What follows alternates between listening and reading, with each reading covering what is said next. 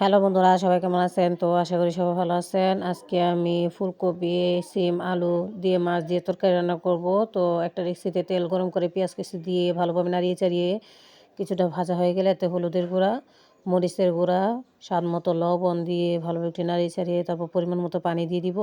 যখন মশলাটা ভালোভাবে কষানো হয়ে যাবে, ধুয়ে রাখা আলুগুলো দিয়ে দিব। দিয়ে তারপর ফুলকপি, সিম এগুলো একসাথে দিয়ে দিব। দিয়ে একটু নাড়িয়ে চাড়িয়ে মশলাটার সাথে মিশিয়ে নিব।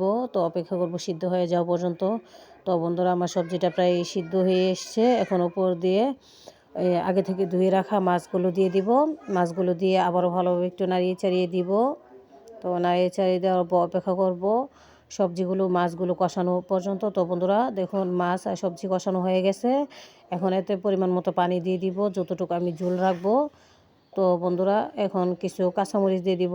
দিয়ে যখন তরকারিটা বলক উঠে যাবে তখন কিছু টমেটো দিয়ে দিব।